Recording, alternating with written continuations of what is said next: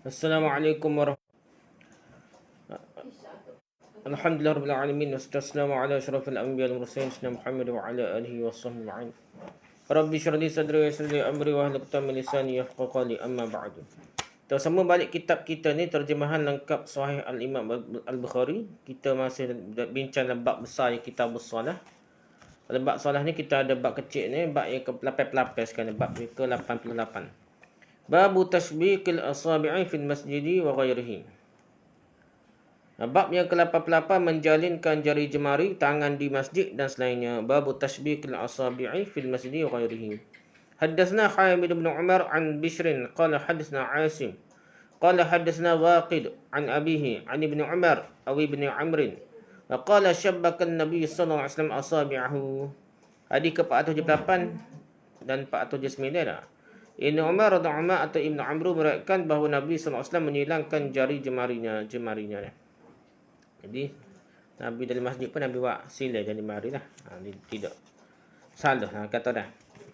Wa qala Asim bin Ali haddatsana Asim bin Muhammad sami'tu hadzal hadits min abi falam ahfazhu faqawamahu li waqidan an abihi qala sami'tu abi wa huwa yaqulu qala Abdullah qala Rasulullah sallallahu alaihi wasallam ya Abdullah bin Amr kaifa bika idza baqita fi husalatin minan nasi bihadza. Hadis ke-480 Asim bin Muhammad berkata, aku mendengar hadis.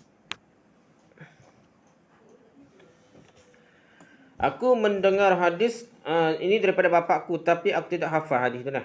Lalu Waqid mengingatkan aku daripada bapaknya, dia berkata, aku mendengar bapakku berkata, Abdullah berkata, bahwasanya Rasulullah SAW bersabda, wahai Abdullah bin Amr, mengapa jika kamu bersama orang lemah itu kamu berbuat begini? Buat tu kali tasbih aja. Sekat tu je hadis. Tak apalah, kita sambung lagi hadis lain dah. Hadis ke-481.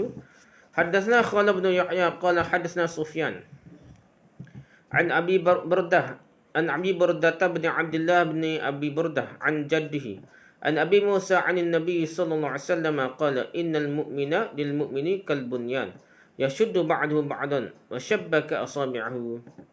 Hadis ke-481 Abu Musa radhiyallahu anhu meriwayatkan bahawa Nabi sallallahu alaihi wasallam bersabda, sesungguhnya seorang mukmin dengan mukmin yang lainnya seperti satu bangunan yang saling kuat menguatkan antara satu sama lain.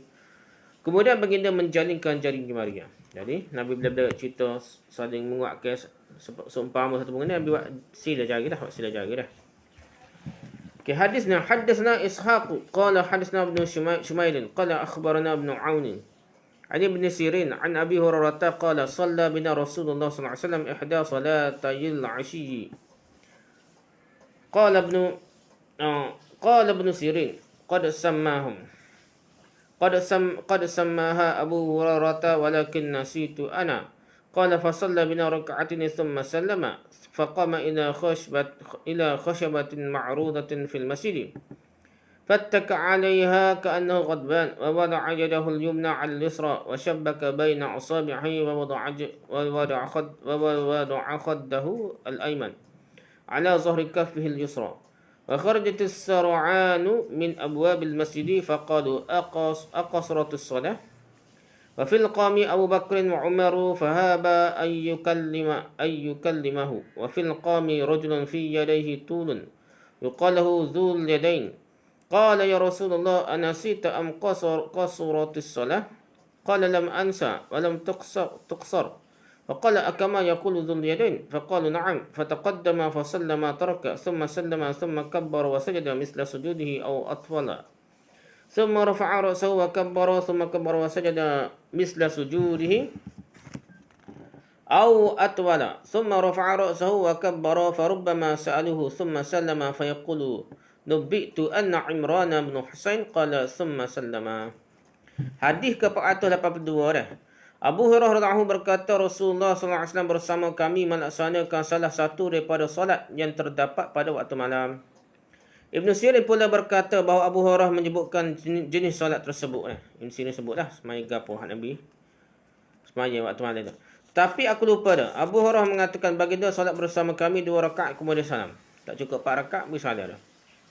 Kemudian bagi pergi pada kayu terletak di masjid. Nabi pergi ke kayu yang terletak di masjid, jauh dari jalannya lah. Baginda berbaring pada kayu tersebut seolah-olah sedang marah. Ada benda Nabi mikir kuat, marah ke apa. Baginda meletakkan lengan kanannya di atas lengan kirinya serta menjalinkan jari jemarinya. Syabakan juga nak. Bak ni nak.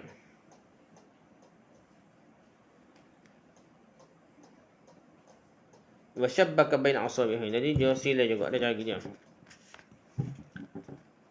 Lepas tu manakala pipi kanannya diletakkan pada punggung telapak tangan kirinya. Kemudian baginda keluar dari pintu masjid dengan cepat. Mereka pun berkata, apakah solat telah diqasarkan, diringkaskan? Ada bunyi, okey, tak gegar dah. Wahai di tengah-tengah orang ramai tersebut terdapat Abu Bakar dan Umar, tetapi kedua-duanya enggan membicarakannya dah. Terus. Sementara itu di tengah kerumunan tersebut ada seorang yang tangannya panjang dah. Dia dipanggil dengan nama Zuljadain. Dia berkata, wahai Rasulullah, apakah Rasulullah lupa atau solat diqasarkan? Baginda menjawab, aku tidak lupa dan solat juga tidak diqasarkan. Baginda bertanya, adakah benar dia dikatakan Zuljadain? Mereka menjawab benar. Baginda kemudian bergerak ke hadapan dan mengerjakan solat yang tertinggal, kemudian salam. Ada mana ayat ni?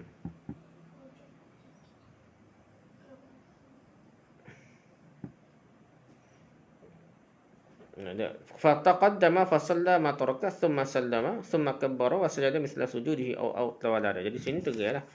Jadi bukan sujud sebelum salam ni. Baginda bertabin dan sujud seperti sujud dilakukan atau gini lah. Baginda kemudian bergerak ke hadapan dan mengerjakan solat tertinggal kemudian salam. Beri salam dulu. Lepas tu baginda takbir dan sujud seperti sujud yang dilakukan atau lebih lama lagi. 2 kali sujud lah.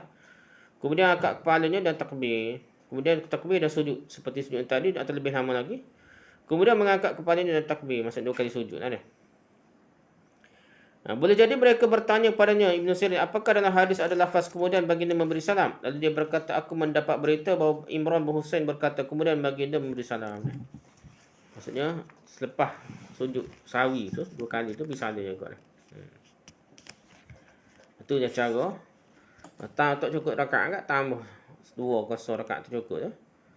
Beri salam dulu, lepas sujud sawi lepas salam dah. Ni antara sujud sawi sebelah. Banyak hadis cerita sujud sawi selepas salam dah. Tak seperti mazhab kita lah. Jadi seolah kata lepas salam berlaku. Sebelum salam berlaku. Sebenarnya hadis tu kira banyaknya sebelum salam lah. Lepas salam lah. Sujud sawi tu lepas salam kebanyakan. Kita kiranya ada waktunya, tak ingat dia semaya berapa rakaat tu, sujud sawi sebelum salam lah. Tapi dia sudah semaya kat sujud sawi lepas salam lah. Bukan tak ada rasa lah. Banyak hadis kita lepas salam lah. Okey, babun al-masajidul lati ala turuqil madinati wal mawadi' allati shalla fiha an-nabiy sallallahu alaihi wasallam. Bab yang ke-89, masjid yang terletak di jalan kota Madinah dan tempat Nabi sallallahu alaihi wasallam pernah solat dalamnya. Al-masajidul lati ala turuqil madinah wal mawadi' allati shalla fiha an-nabiy sallallahu alaihi wasallam. Okey, hadatsna Muhammad bin Abi Bakr al-Muqaddami قال حدثنا فضيل بن سليمان قال حدثنا موسى بن عقبة قال رأيت سالم بن عبد الله يتحرى أماكن من الطريق فيصلي فيها ويحدث أن أباه كان يصلي فيها وأنه رأى النبي صلى الله عليه وسلم يصلي في تلك الأمكنة وحدثني نافع عن ابن عمر رضي الله عنهما أنه كان يصلي في تلك الأمكنة وسألت سالما فلا أعلمه إلا وافق نافعا في الأمكنة كلها إلا أنهما اختلفا في مسجد بشرف الروحاء. Hadis ke-403. Musa bin Uqbah berkata, aku melihat Salim bin Abdullah memilih tempat di satu jalan. Kemudian melaksanakan salat di tempat tersebut. Di jalan lah. Dia menceritakan bapanya pernah salat di tempat itu. Bapanya juga pernah melihat Nabi SAW salat di tempat itu. Sejalan. Nafi' menceritakan bahawa Ibn Umar juga pernah solat di tempat itu. Aku bertanya kepada Salim. Dan aku juga tidak mengetahuinya. Melainkan dia telah sepakat dengan Nafi' tentang tempat yang dimasukkan itu. Namun kedua-duanya berbeza pendapat tentang masjid yang berada di Syarafil Rawha. Tak apa yang penting ni. Di jalan kota Madinah tu bukan betul-betul tengah jalan. Tepi jalan gitu lah. Di antara tu dah. Dekat jalan lah. Jadi ada tempat Nabi semaya tu lah. Pernah semaya situ dah. Okay, حدثنا إبراهيم بن المنذر قال حدثنا أنس بن عياد قال حدثنا موسى بن عقبة عن نافع أن عبد الله أخبره أن رسول الله صلى الله عليه وسلم كان ينزل بذي الحليفة حين يعتمر وفي حجته حين حج تحت سمرة في موضع المسجد الذي بذي الحليفة، وكان إذا رجع من غزو كان في تلك الطريق أو في حج أو عمرة هبط من بطن واد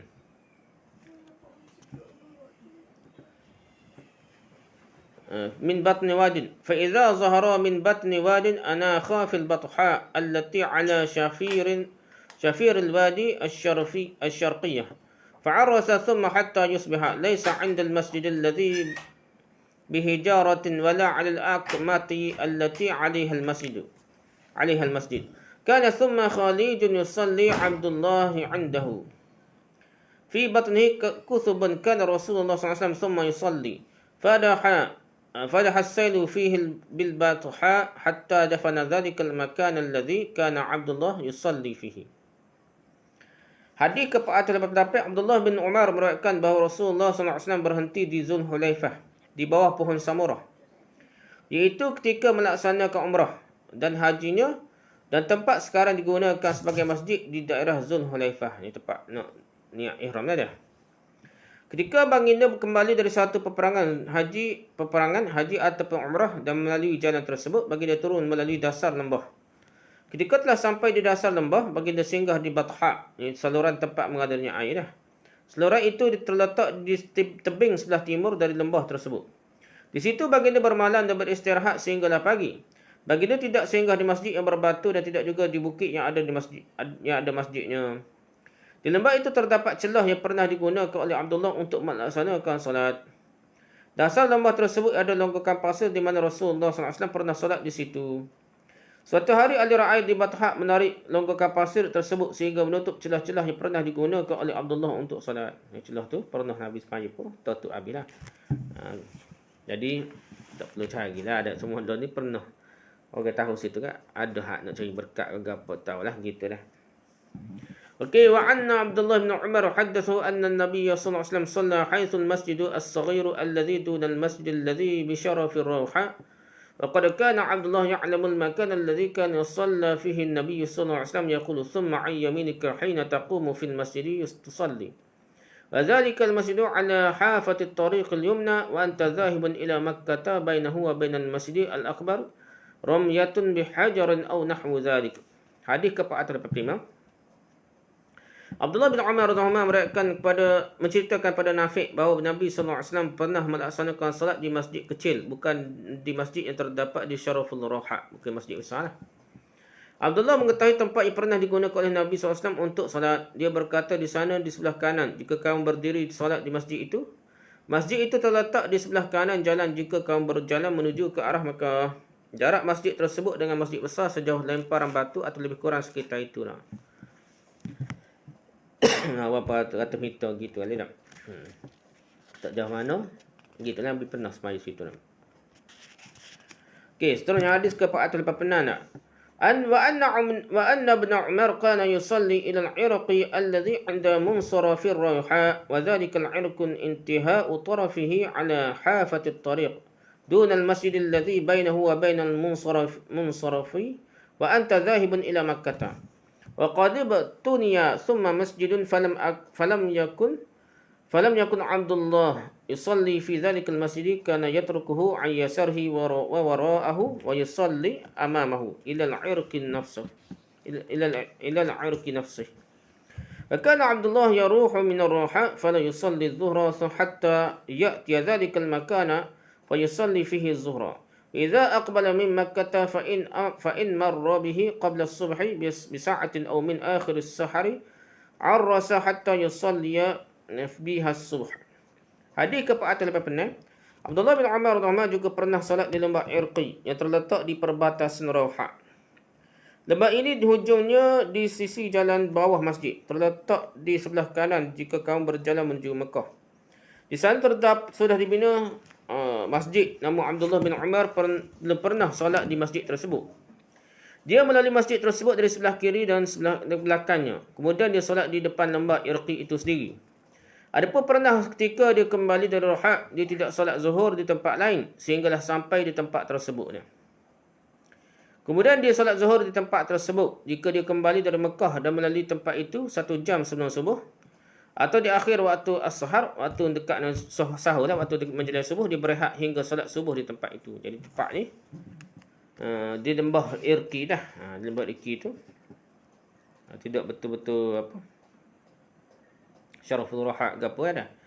Bukan dia Roha ke apa, tapi dia tak adalah lembah Irqi kata dah. Jadi tempat ni dikatakan dalam dekat tepi jalan lah, maksudnya tepi jalan Nabi Ismail dah. Walaupun masjid itu dah besar, tapi tempat Nabi Ismail juga lah. Okey, wa anna Abdullah haddathu anna Nabiy sallallahu alaihi wasallam kana yanzilu tahta sarhatin dakhmatin duna ar-ruwaisah an yamin at-tariq wa wijah at-tariq fi makanin bathin sahlin hatta yufdiya min akmatin dawai nabiy barid ar-ruwaisatil bimilaini wa qad inkasara 'alaha fansana fi jawfiha wa hiya qa'imatun 'ala saqin wa fi saqiha kuthubun katsirah. Hadis ke-47. Abdullah meriwayatkan bahawa Nabi SAW pernah berhenti singgah di bawah pohon besar. Pohon tersebut di desa Ar-Ruwaisah. Desa Ruwaisah di sebelah kanan jalan menghadap ke jalan. Terletak pada tempat yang rendah serta mendatar, sehingga baginda boleh melalui tebing datar tersebut. Jaraknya 2 batu dari hujung jalan yang terdatar di desa Ar-Ruwaisah. Tebing itu bahagian atasnya sudah banyak yang luruh dan jatuh ke bahagian bawahnya. Namun tebing itu masih terberi tegak pada landasannya walaupun terdapat banyak renggangan bukit pasir. Ini cerita tempat Nabi pernah berhenti semaya kalau singgah dah. Okey, hadis seterusnya, hadis ke-488. Wa anna Abdullah bin Umar haddathu anna Nabiy sallallahu alaihi wasallam صلى في طرف طلعة من وراء العرج وأنت ذاهب إلى خطبة عند ذلك المسجد قبران أو 3 على القبور ردم من حجارة عن يمين الطريق عند سلمات الطريق بين أولئك السلمات كان عبد الله يروح من العرج بعد أن تميل الشمس بالهاجرة فيصلي الظهر في ذلك المسجد. Hadis ke-488, Abdullah bin Umar menceritakan bahawa Nabi SAW pernah solat dekat dengan air terjun. Tempatnya di belakang desa Al-Arj. Jika kamu menuju ke desa Hadbah. Pada masjid itu ada 2 atau 3 perkuburan. Perkuburan tersebut ditandai dengan batu yang berada di sebelah kanan jalan, pada jalan yang mendatar. Bahagian sisi kanan jalan yang mendatar itulah Abdullah pernah melintas ketika kembali dari desa Al-Arj. Setelah matahari condong pada tengah hari. Kemudian dia solat zuhur di masjid itu. Ni ada dekat kubur dia, tapi kubur tu kubur bukan Tok Wali Gapo. Ada kubur lah dekat-dekat tu. Jadi bukan untuk berkat ni, seolah tak ada masalah mana lah. Bukan najis ke apa, yang lebih pentingnya kalau orang kenal, orang nak berkat tak boleh lah. Gitu dah. Wa anna Abdullah bin Umar haddathu anna Rasulullah SAW nazala 'inda sarahatin 'an yasar at-tariq fi masilin duna harsha. ذلك المسيل لاصق بقراع هرشا وبينه وبين الطريق قريب من غلوة. وكان عبد الله يصلي إلى سرحة هي أقرب السرحات إلى الطريق وهي أطولهن. Hadis ke-489, Abdullah bin Umar meriwayatkan bahawa Rasulullah SAW pernah singgah di pohon besar. Di pohon-pohon besar di sebelah kiri jalan, di tempat saluran air dekat desa Harsha. Saluran air itu terletak berdekatan dengan hujung jalan desa Harsha yang jaraknya sejauh lemparan anak panah. Kira-kira 2/3 batu lah. 2/3 batu dah. Tak sampai sebatu lah. Abdullah juga pernah solat di pohon yang lebih besar dan paling tinggi di antara pohon besar tersebut. Jadi Nabi pernah semaya singgah pohon besar di tempat saluran air dekat desa Harsha. Di situ Nabi semaya ke apa dah. Itulah kuasa pokok tu lah dekat pokok dia. Wa anna Abdullah bin Umar haddathu anna an-nabiy sallallahu alaihi wasallam kana yanzilu fil masili alladhi fi adna mar az-zahrani qibala al-madinati hina yahbitu min as-safarawati yanzilu fi batni dhalikal masil an yasir at-tariq wa anta dhahibun ila Makkah laysa baina manzili Rasulillah sallallahu alaihi wasallam wa baina at-tariq illa ramyatun bihajarin.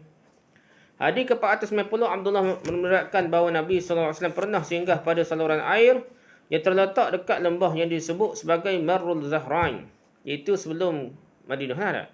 Jika menuruni lembah Safra, baginda singgah dan turun sehingga ke bawah yang terletak di sebelah kiri jalan jika menuju ke arah Mekah. Jarak di antara saluran air baginda singgah dengan jalan tidak lebih daripada sejauh lemparan batu. Maksudnya tak jauh mana lah. Tempatnya lain lah. Tempat Nabi semaya ke apa ni? Marrul Zahran. Okey.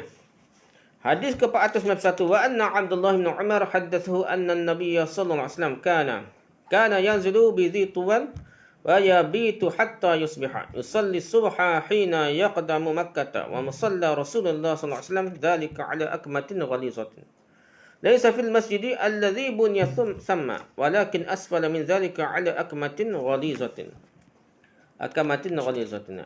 Pada 491 Abdullah bin Umar radhiyallahu anhu menceritakan bahawa Nabi SAW pernah singgah di Zutuwar. Baginda bermalam di sana sehinggalah subuh. Kemudian baginda melaksanakan solat subuh di sana ketika baginda pergi mengunjungi Mekah di Zutuwar. Tempat solat Rasulullah tersebut kedudukannya pada sebuah bukit besar. Namun pada kedudukan sekarang dibangunkan masjid yang merupakan pada dasar bukit tersebut. Lain sikitlah daripada hak asalnya. Okey, 492 Wa anna Abdullah haddathu anna an-nabiy sallallahu alaihi wasallam istaqbala fursatayil jabali alladhi bainahu wa bainal jabali at-tawili nahwa al-Ka'bati. Faja'al al-masjid alladhi bunya thumma yasara al-masjid bi taraf al-akmati. Wa musalla an-nabiy sallallahu alaihi wasallam asfala minhu 'ala al-akmati as-sawda tad'u min al-akmati 'ashrata azru'in aw nahwaha. Thumma tusalli mustaqbil al-furdataini min al-jabali alladhi bainaka wa bainal Ka'bati. Hadis ke-492 Abdullah bin Umar juga menceritakan bahawa Nabi SAW pernah menghadap dua jalan masuk menuju gunung yang jaraknya dengan puncak gunung sekitar sebesar Kaabah. Keadaannya sekarang di sebelah kiri dari masjid yang didirikan. Ada masjid. Tempat salat Nabi SAW letaknya lebih rendah dari tebing yang berwarna hitam. Jarak tempat itu dari tebing tersebut 10 hasta dan kurang lebih sekitar itu. Sekiranya kamu solat menghadap dua jalan ke gunung tersebut, maka tempat itu berada di tengah-tengah, merupakan antara kamu berdiri dengan Kaabah. Ni nak beri apa tajuk dia. Bolehlah semaya mana-mana.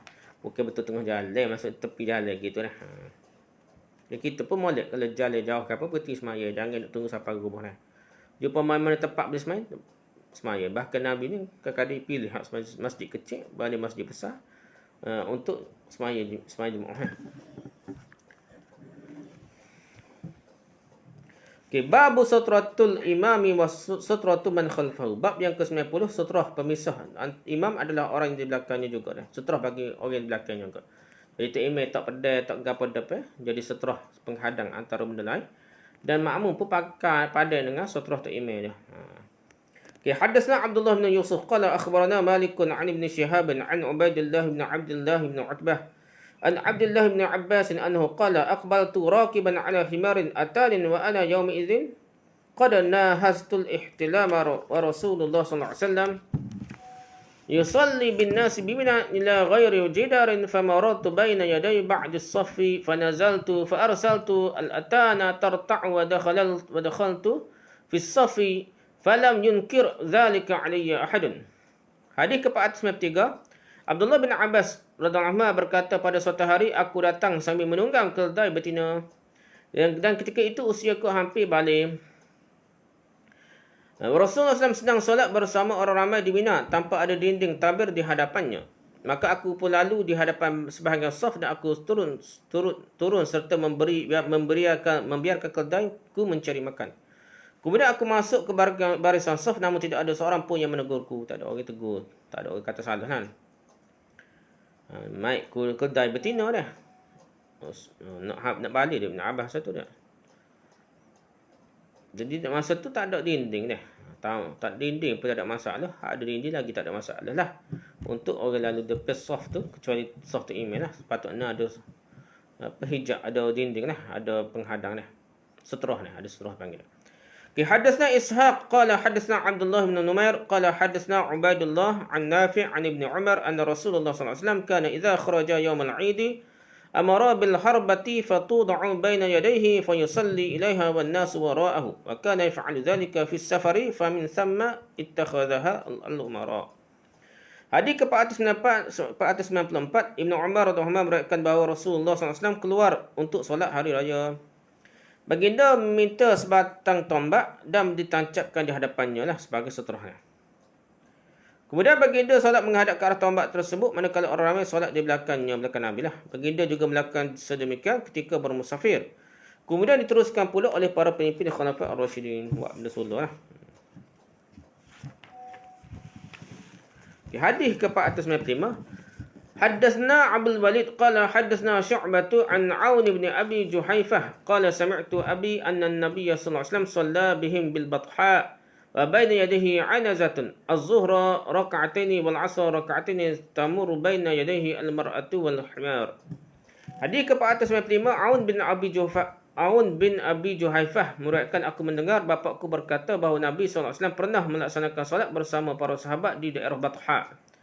Di hadapan baginda ditancapkan sebatang tombak lah sebagai seterusnya. Kemudian baginda mengerjakan solat zuhur 2 rakaat dan solat asar 2 rakaat. Sementara wanita dan keldai lalu lalang di hadapannya, di hadapan Nabi itu dah. Di hadapan seterus dah. Lepas seterus dah. Jadi tidak batas semaya gapo lah dah. Babu qadri kam yang bagi ay yakuna bainal musalli was sutrah. Hadis bab ke-91, berapakah sepatutnya jarak antara orang yang solat dengan sutrahnya? Duk setara mana antara sutrah tu penghadap depan dengan dia solat. Babu qadri kam yang bagi ay yakuna bainal musalli was sutrah. Okey, hadatsna Amr bin Zurarah qala akhbarana Abdul Aziz bin Abi Hazim an abihi an Sahl qala kana baina musalla Rasulullah sallallahu alaihi wasallam wa bainal jidari mamarrus syati.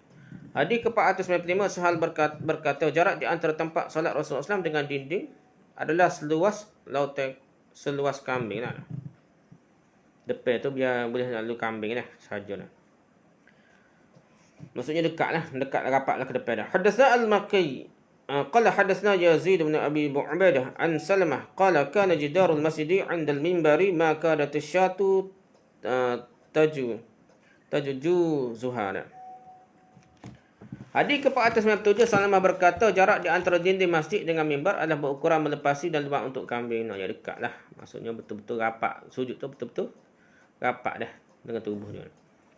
Okay, bab yang ke-92, babus salati ilal harbati. Bab salat ilal harbati, salat menghadap tombak dah. Hadatsana Musaddad qala hadatsana Yahya an Ubaidillah qala akhbarani Nafi' an Abdullah anna an-nabiy sallallahu alaihi wasallam kana yurkaz lahu al-harbatu fayusalli ilaiha. Hadis ke-498, Abdullah bin Umar mengatakan bahawa Nabi sallallahu alaihi wasallam menancapkan sebatang tombak kemudian solat menghadap tombak lah dah. Ayat pacuk. Ketok gitu pacuk lah.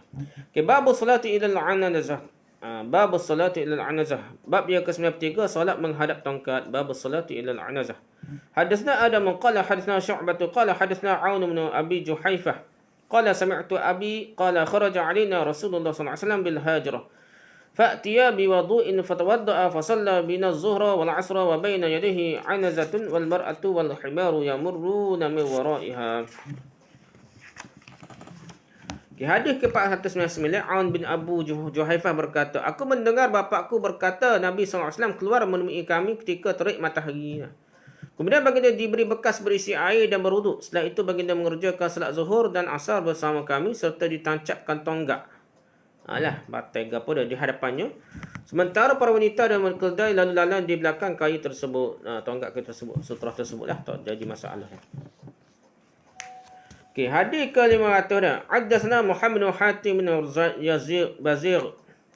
Qala haddatsna Syadzan an Syu'bah an Atha ibn Abi Maimunah qala sami'tu Anas bin Malik qala kana Nabi sallallahu alaihi wasallam idza kharaja li hajatihi tabi'tuhu ana wa ghulaman wa ma'ana ukazatun aw 'asan aw 'anazatun wa ma'ana idawatun fa idza faragha min hajatihi nawalnahu al-idawah. Hadis ke-500 dah. Anas bin Malik radhiyallahu anhu meriwayatkan, apabila Nabi SAW keluar untuk buang hajat, maka aku dan seorang anak kecil mengikuti baginda dengan membawa tongkat atau sebatang kayu ataupun bekas tombak dan bekas berisi air. Maka apabila baginda selesai daripada buang hajat, maka kami berikan bekas tersebut kepada baginda. Gapa ni nak? Solat menghadap tongkat dah. Cerita dia ada lagi lah dah. Okey, babu sutrah bi Makkah ghairi bab yang ke-94, sutrah ketika salat di Makkah dan selainnya perlu ke dah. Ada khilaf ni, ada kata tak perlu. Kita tengok pendapat apa? Imam Bukhari dah. Haddatsna Sulaim bin Harb qala haddatsna Syu'bah 'an al-Hakam 'an Abi Juhaifah qala kharaja Rasulullah sallallahu alaihi wasallam bil hajrati fa shalla bil madha az-zuhra wal 'asra rak'atayn wa nasaba bayna yadayhi 'anazatan wa tawadda'a faja'ala an-nasu yatamassahuna bi wudu'ihi. Hadis ke-501, Abu Juhaifah radhiyallahu anhu berkata, Rasulullah SAW keluar ketika terik matahari, kemudian baginda melaksanakan 2 rakaat solat zuhur dan 2 rakaat solat asar di Batha. Jamak ni kegapan. Sementara di hadapannya ditancapkan sebatang tongkat sebagai seterusnya. Ketika baginda berwuduk, orang ramai mengusap air bekas wuduknya, wuduk Nabi. Adalah sekat tu perbincangan kita tentang seterah kita tengah. Wallahu a'lam. Subhanakallahumma hamdaka subhanakallahumma hamdaka subhanakallahumma hamdaka asyhadu an la ilaha illa anta astaghfiruka wa atubu ilaik. Assalamualaikum warahmatullahi wabarakatuh.